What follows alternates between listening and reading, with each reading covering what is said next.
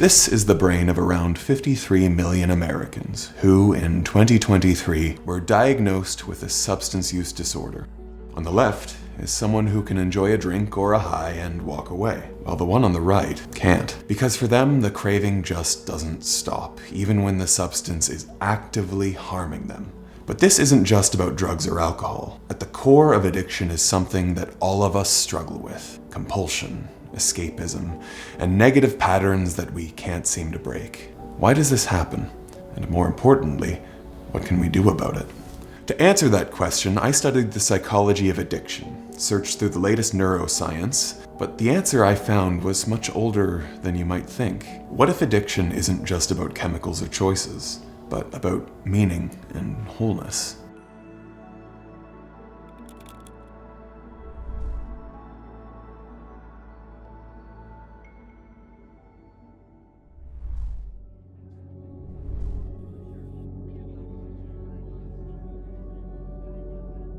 Addiction used to be a dirty word. People who struggled with substance abuse would suffer in silence, alone. Families were ashamed, unsure of how to feel about their loved ones who seemed to be plagued with unsolvable problems. Students were taught that they could just say no through academic programs that shaped addiction as a choice.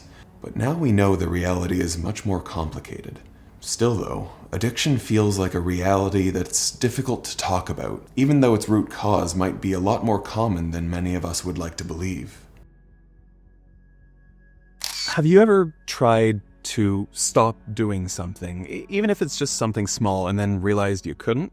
For instance, you tell yourself you won't check your phone after 10 p.m., but there you are, scrolling again. Or you've sworn off caffeine or junk food, but it keeps pulling you back. Yeah, definitely. Especially the junk food part is definitely something that I've seen, come up again and again. And I guess my question has always been, even if I know that these things aren't good for me, like my brain knows these things aren't good for me, but yet it's still my brain that can't stop craving them. I've always wondered, like, what is that disconnect between, these cravings and basically the functional brain saying, okay, I don't need this thing. And that's something I've always to understand. That feeling of being at odds with yourself might not be a full-blown addiction, but it does give us a glimpse. For most people, the brain tends to self-regulate, and if you try hard enough, that craving can fade, but addiction is a lot different. Addiction is like a hijacking of the brain. These substances basically take over the brain and completely rewire its natural learning system. They reprogram the brain to obsess over and pursue these substances, even when it's actively causing harm. And while that first drink or sniff might be voluntary, what happens next often isn't. The person becomes trapped in some kind of psychological prison. Drugs stimulate the brain's reward system, especially a part of the brain called the nucleus accumbens, by causing a surge in dopamine, our neurotransmitter that relates to motivation and pleasure. That surge of dopamine then fixates your attention on the substance that you're using. With repeated use, those dopamine surges and the hyperactivation of the reward system keep you coming back for more without any control. Our prefrontal cortex governs judgment, self-control, and decision-making. Connections to that part of the brain get weakened when someone is struggling with addiction. Their ability to choose or delay the gratification of using drugs is impaired. After reading and understanding all of this, I still wasn't satisfied.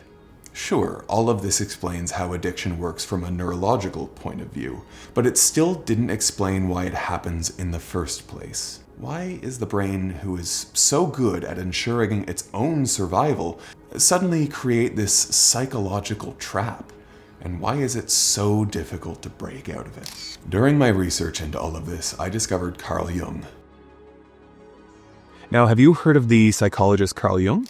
Oh yeah, I have actually. I know that he used to work with Freud, and I know a lot about like Freudian psychology. So yeah, that's how I know him. What does he have to do with addiction? He worked on addiction quite extensively, but he's done a lot more than that. As I was doing the research for this video, I discovered that even his ideas on addiction go a lot deeper than even like basic neuroscience. Jung believed that people struggling with addiction were often seeking deeper connection or fulfillment that they thought they would find through substances or addictive behaviors. In a famous letter with Bill Wilson, the founder of Alcoholics Anonymous, Jung suggested that alcoholism stemmed from a spiritual thirst. He wrote, "You see, alcohol in Latin is spiritus. The same word is used for the highest religious experience as well as for the most depraving poison." Jung thought that addiction could only be solved through a spiritual awakening, which is why many of his ideas on addiction recovery have to do with a sort of spiritual journey, the main part of which is something he refers to as confronting your own shadow.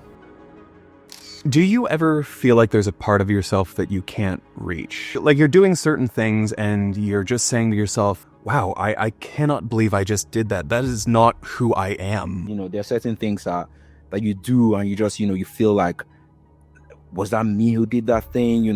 And I think what's even worse is that you end up like in this place of shame, and just feeling really bad about the thing that you did and just trying to like hide it as much as possible, not even from anyone else, but like from yourself in a way. And you kind of want to just put it in the back mind in somewhere that you can access. So yeah, it's a very strange experience. But that's actually what Carl Jung would call your shadow. The shadow is the repressed parts of ourselves, desires, fears, and unresolved traumas. Our conscious self, which he refers to here as the ego, refuses to accept the shadow and actually keeps the shadow buried. The ego is shaped by socialization and your personal decisions, whereas the shadow is more kind of what the ego wants to exclude or get rid of. It wants to disown it, But the irony is always that the more you try to suppress the shadow, the more it fights to get its own way, to kind of operate on its own.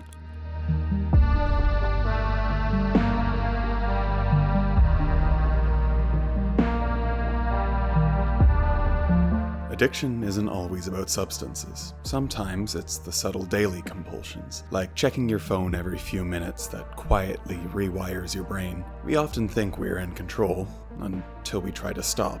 But not everything about our phones is inherently bad. In fact, when I started understanding how addiction works, I realized I could take back control by being intentional with my screen time. One of the best decisions I made was replacing doom scrolling with learning. Real, active learning. That's where Brilliant, the sponsor of today's episode, completely changed the game for me.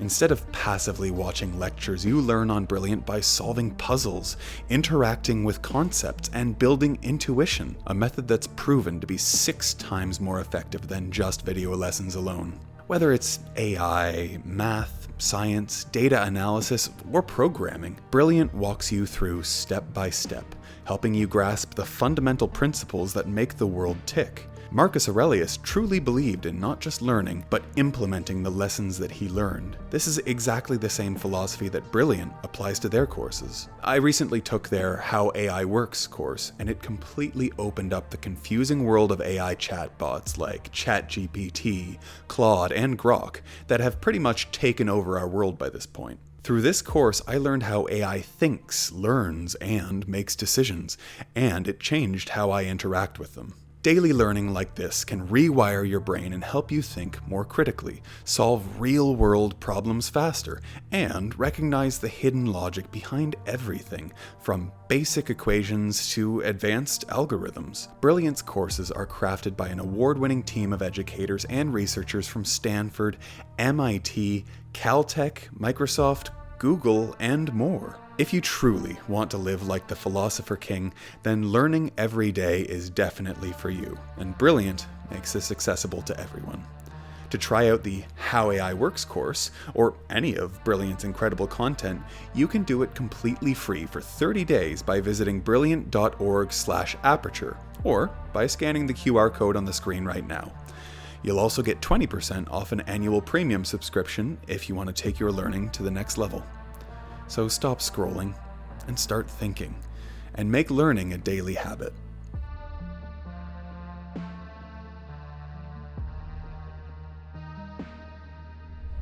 The shadow isn't necessarily the evil part of ourselves. It's just the parts that seem unacceptable. This usually stems from the opinions of our family, culture, religion, or even our own life experiences. But if the shadow is ignored, Jung warned, it can dominate your whole personality, leading to addiction, compulsion, narcissism, and even violence. The ignored shadow can also cause prejudice or moralistic superiority. It fuels extremism both within ourselves, but also in our society. A repressed shadow is just as much a breeding ground for addiction as it is for an authoritarian movement. Jung felt that addiction could be an attempt to escape or soothe the discomfort caused when the shadow starts to rear its head. Instead of confronting those painful feelings or traumas, addiction offers a way to push them back down. Substances or behaviors can act as numbing agents against this psychic pain. Instead of doing the often painful inner work of facing one's shadow, someone may turn to substance abuse instead. Jung saw all this as evidence of the split psyche between the ego and the shadow. When a person becomes addicted, the ego is no longer in charge, and the shadow begins to express itself through substance abuse. Someone struggling with addiction might say, "It wasn't me," or "I don't know why I acted like that." Jung tells us that they are probably right. It wasn't the part of themselves that they know, their ego. It was their unconfronted shadow taking center stage, which can be a very jarring and very dangerous experience. Addiction doesn't just stem from the shadow, but it becomes a part of the shadow as well. The behaviors and consequences of substance use, like lying, stealing, or harming others, are often shameful and even further repressed, which, according to Jung, increases the psychic split between ego and shadow. The more a person judges or hates the addicted part of themselves, the more it is banished to the shadow, and the stronger the shadow becomes. And the more substances the person needs to numb that ever-growing pain, it is a vicious cycle of hurt. This is why confronting the shadow is a key step in overcoming addiction. Shadow work helps individuals own all pieces of themselves, including those unwanted parts like anger, envy, and grief. In recovery, people find their authentic, whole selves. But it takes a strong ego to confront and integrate the shadow without being overwhelmed by it. Shadow integration can be used in addiction recovery through techniques like journaling or creative expression to explore repressed feelings or memories, dream work to understand the symbols of chaos or the unknown, and therapy focused on reintegrating the rejected parts of the self. As destructive as the shadow can be in the cycle of addiction, it also contains a lot of positive potential, like unrealized talents or creativity that were suppressed alongside these unwanted traits. Sometimes the more creative or complex pieces of our psyche are lumped in with the dark and traumatized ones, so we learn to repress them all the same. For people with substance abuse disorder, this repression can be even more pronounced. But when the shadow is confronted in recovery, those creative instincts can manifest in incredible ways. Jung refers to those pieces as the golden shadow. Have you ever thought about how our lives, how they reflect stories found in ancient myths or religious texts like the Bible or the Quran? Yeah, as someone who grew up in the church, so I read a lot of Bible in Sunday school, and as an adult I started to learn about other religions and cultures, even my own. And one of the interesting things that I found is that you kind of almost get these sort of recurring characters who have names, but they kind of do very similar things. So you'd almost always have like a savior type of person, like a trickster, and you just have like these different personalities. So yeah, that's something that's always like intrigued me, honestly. Yeah, I mean, that's really insightful because, surprise, surprise, Jung talks about those. He refers to them as archetypes. Now, archetypes are universal patterns or symbols within our collective consciousness. A few examples, we have the hero, the mentor, the lover, the trickster. Jung actually suggests that these archetypes play roles in the dynamics of addiction, and you can actually view addiction as a mythological arc, like in these stories. In the beginning, the person is the orphan, or the rebel, feeling alienated.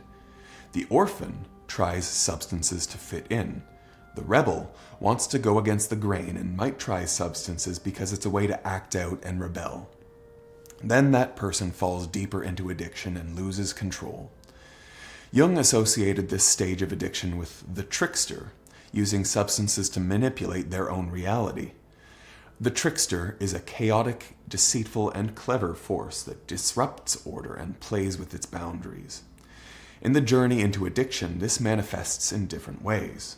One might rationalize their consumption by saying, "Oh, just one drink won't hurt."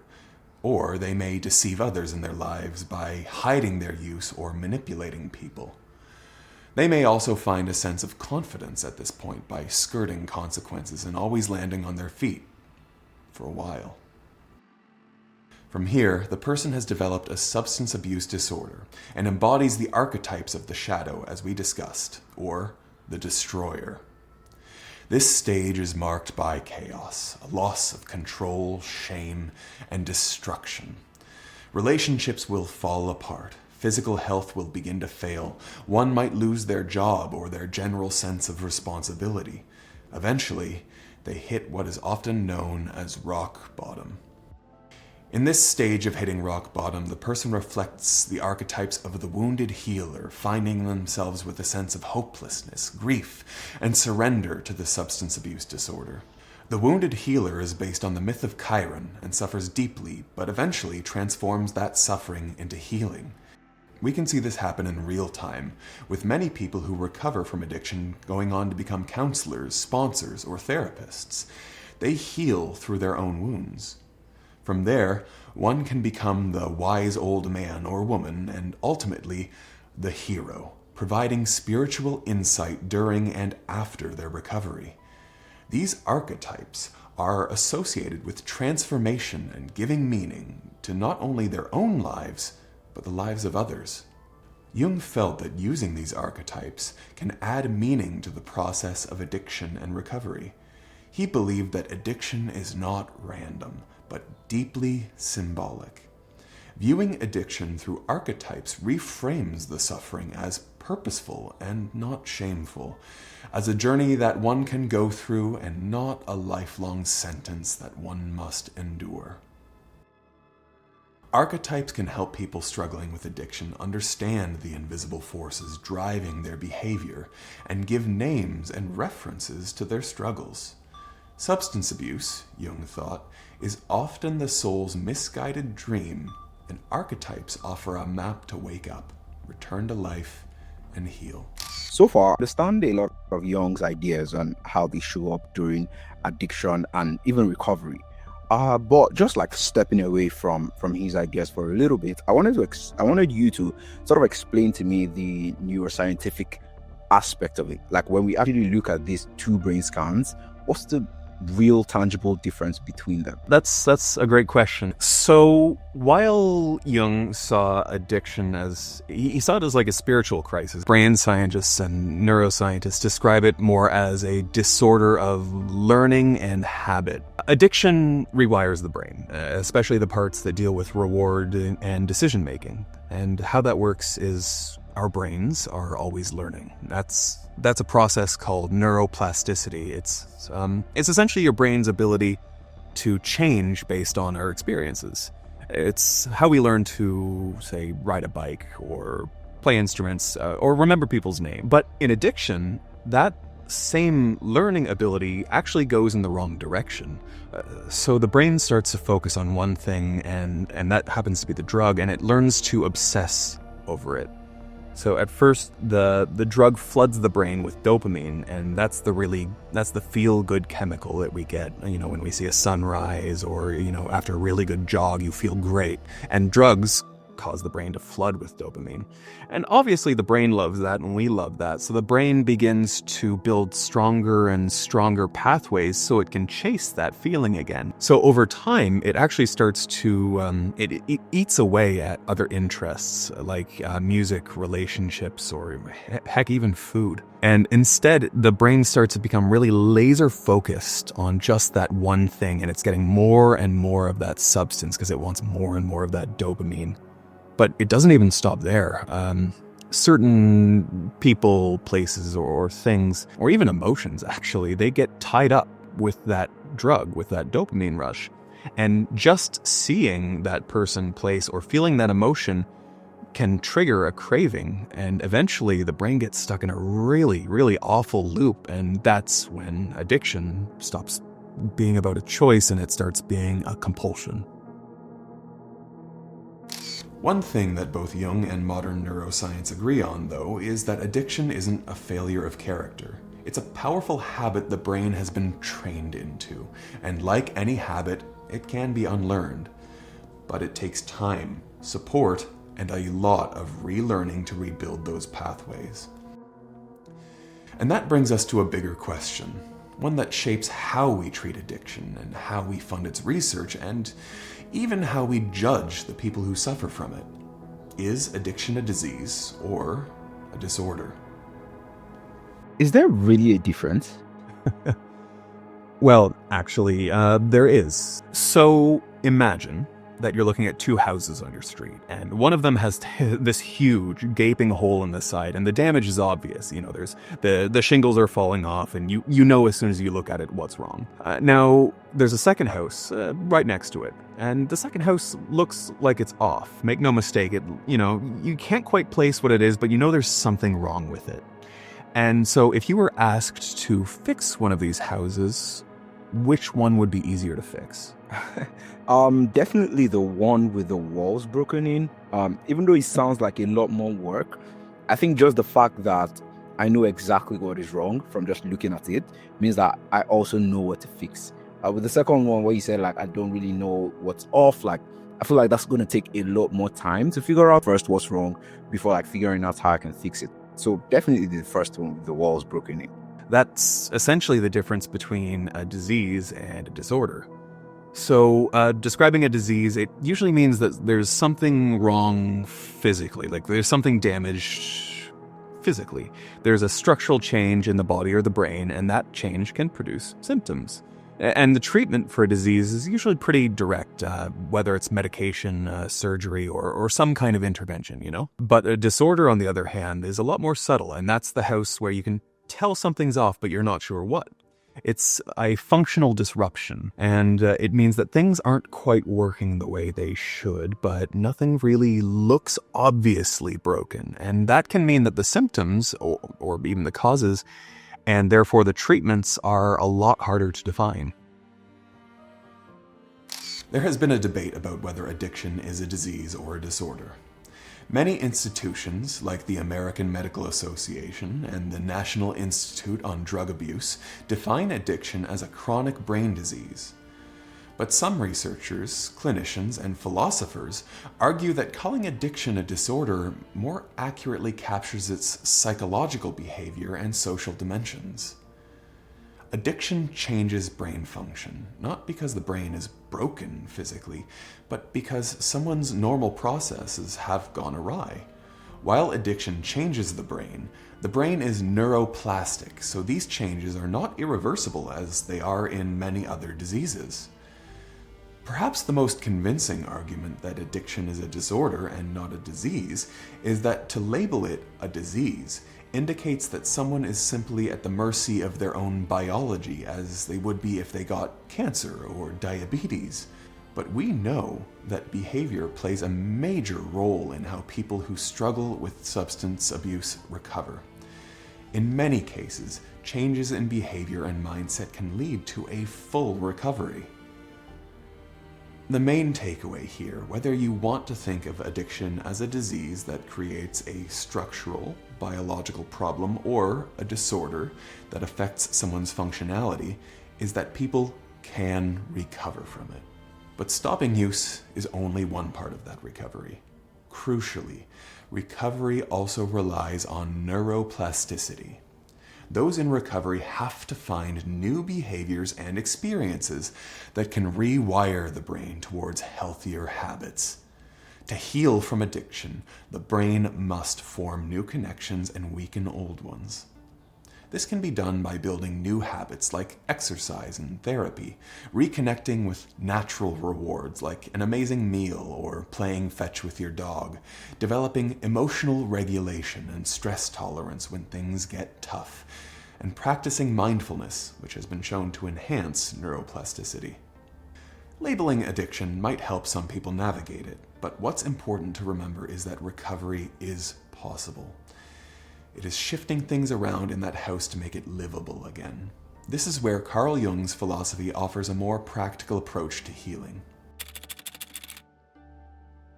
Addiction and substance abuse from a Jungian perspective are not just behavioral or biological disorders, they are signs of a disrupted or blocked individuation process.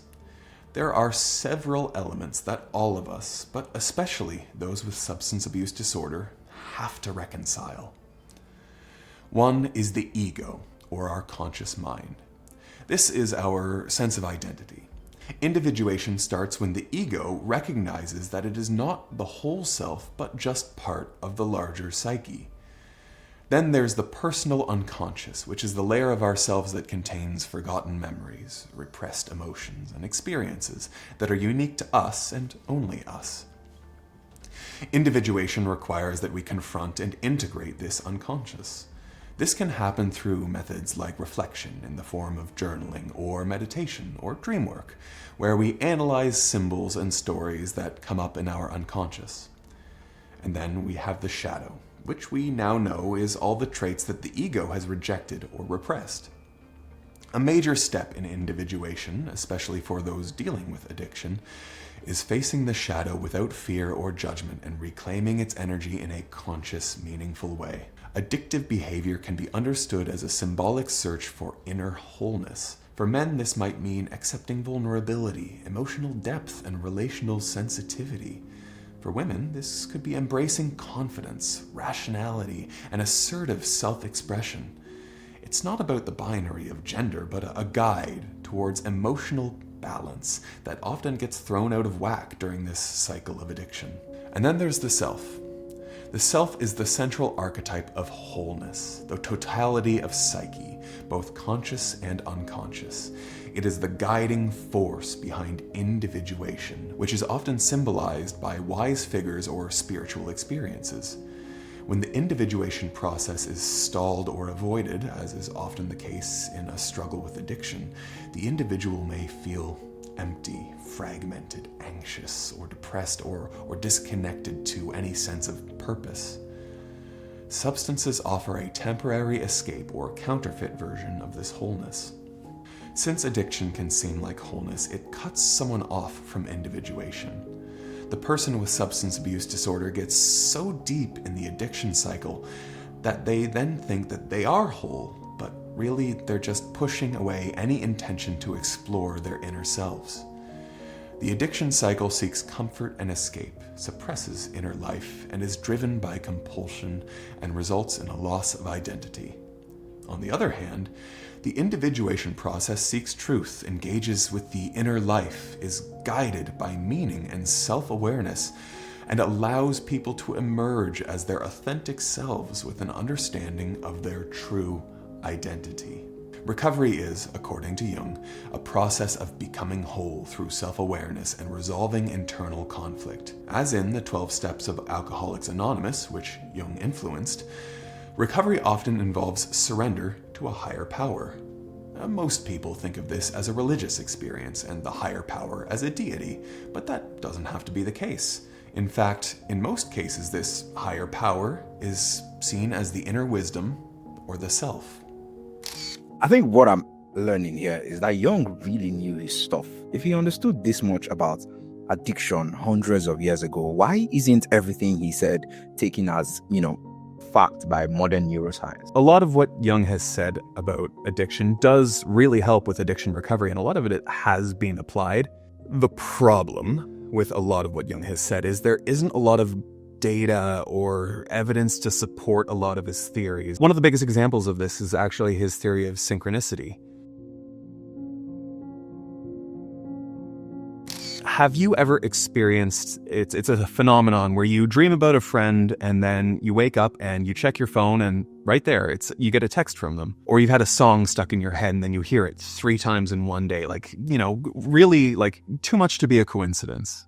Yeah, all time. I remember there was a time that I wanted to buy a car, and once I had made a choice on like the car I wanted, I just started seeing the model everywhere. It was like the whole city had the car I wanted to buy. So Jung actually had a word for that, and it's synchronicity. And it refers to meaningful coincidences that show a connection between our inner world, say the example that I used of dreaming, or your example of wanting to buy a car, or a certain kind of car, and external conflicts. In addiction recovery, people often report moments of synchronicity, which fascinates me. They're unexpected events guiding them towards sobriety and transformation.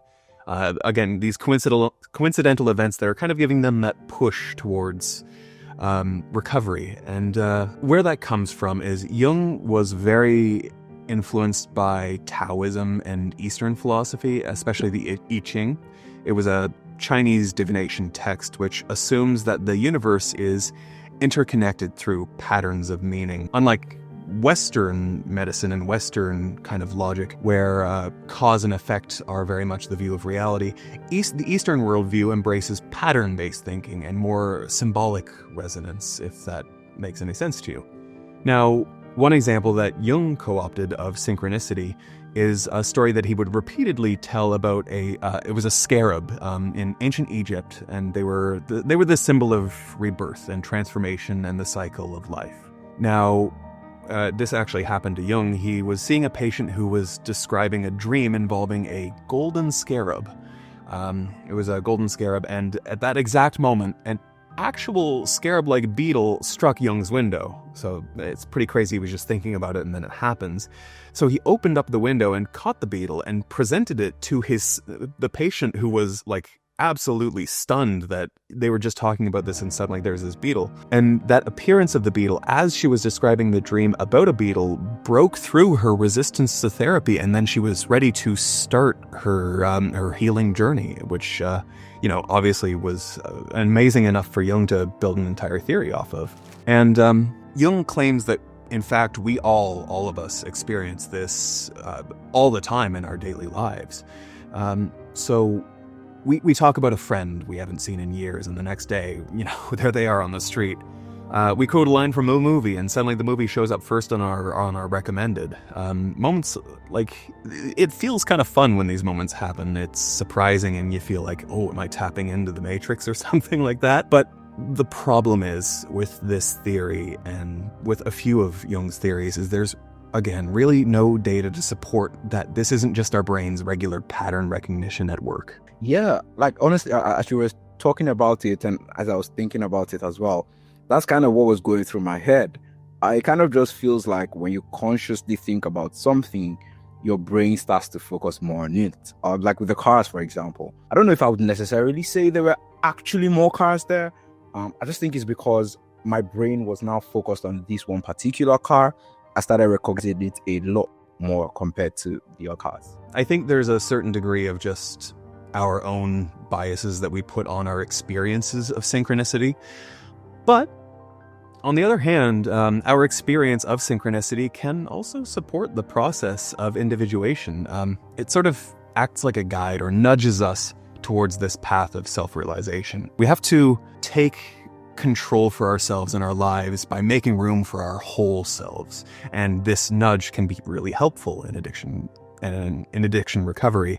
And it can act as a turning point for a lot of people, like, the scarab, how it broke through that patient's emotional barriers for therapy. She said, oh, nope, you know what? I've seen the signs, let's move on. And that can happen for a lot of people. These moments of synchronicity often happen right after a person bounces back from hitting rock bottom. You might run into, an old friend in recovery just after contemplating dipping back into your addiction. You might get an offer of help from a stranger at just the right time, or you know what, you're reading a book or a quote seems to leap off the pages and apply directly to what you are currently experiencing. And Jung believed that those moments weren't random. He thought that they were actually orchestrated by the self, the deeper center of the psyche, to redirect you towards healing. And whether or not he was correct, it's definitely worth noting as something that it does help people out when they feel like they're not immediately in control. Jung's ideas around addiction stem from years of research on patients and his own observations. He emphasized the need for transformative or spiritual experiences to overcome psychological challenges like addiction. But seeking a spiritual awakening can be a heavy task of someone struggling with substance abuse. How can you even think about such a transformational moment when you're just trying to make it to the next day? What Jung's thinking lacks are some of the more basic steps some people can take to break the addiction cycle. Yes, it is important to confront one's shadow or inner traumas, but it's also just as important, if not more, to create simple habits like exercise or meditation. There's also the reality that spiritual thinking just isn't for some people. It might be helpful to believe in some larger power or element at work, but if that worldview doesn't resonate, Jung's insistence of spiritual transformation to recover from addiction could feel unattainable. Perhaps a deeper understanding of neuroplasticity and what can affect it is going to be a more effective tool. Jung did the majority of his work in the early and mid-1900s, well before a lot of modern medicine and prescription drugs were developed and before cultural thinking evolved.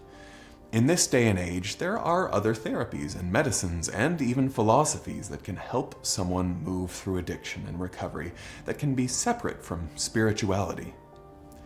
However, if you strip away the labels and insistence on spiritual transformation, Jung's ideas can get at the heart of how difficult it is to escape the claws of addiction. They also help outsiders understand what the individual is going through because his ideas are so universally applicable. We all grasp the concept of not wanting to confront our deepest traumas and turning to something else to mask that pain, even if that mask isn't necessarily substance abuse. By fostering this type of empathy, Jung creates a language that makes it easier to talk to and about people who are suffering. As science evolves and past ideas become irrelevant in many cases, Jung's findings still ring true today. The key isn't to take them wholly literally. As with all therapy, advice, or guidance, part of the onus is on us as individuals to take the pieces that resonate and leave behind the ones that don't. Without the ability to adapt old ideas for new times, we wouldn't be where we are today with our attitudes about addiction. We would still be trapped in the negative way of thinking that people dealing with substance abuse have somehow failed at life and are irreparable. Of course, we now understand that that couldn't be farther from the truth. In many ways, Jung was one of the very first voices to paint addiction not as a moral failing, but as something that was deeply connected to someone's inner life. He was way ahead of his time in this sense and actually thought much more like current addiction researchers and therapists than the medical professionals and religious leaders of his day. I think all in all, Jung's ideas were definitely revolutionary for his time. And honestly, the fact that we can still use a lot of what he taught today is really amazing. Fun fact, I've actually never had alcohol before because I'm just worried I'll get addicted to it because I believe that I have an addictive personality, whatever that means. So just hearing all of this, it kind of made me realize that, okay, maybe I need to do some shadow work on myself to understand what part of myself I'm hiding away from. By the way, I definitely want to know if I'm the only one that feels this way. So you guys just comment down below if you've ever struggled with substance addiction. And if you have, and if you haven't, if you're like me, you also live with a constant fear that if you ever try something, you'll get addicted. I'd just love to hear your thoughts. Whether it's through Jung's ideas or modern science, the important thing we must all remember is that recovery from addiction is not only possible, but it can lead to a much better life than the one that you had before the addiction. In connecting with the shadow and balancing the neurotransmitters that went haywire, you can become an even better version of yourself, one that is whole and free.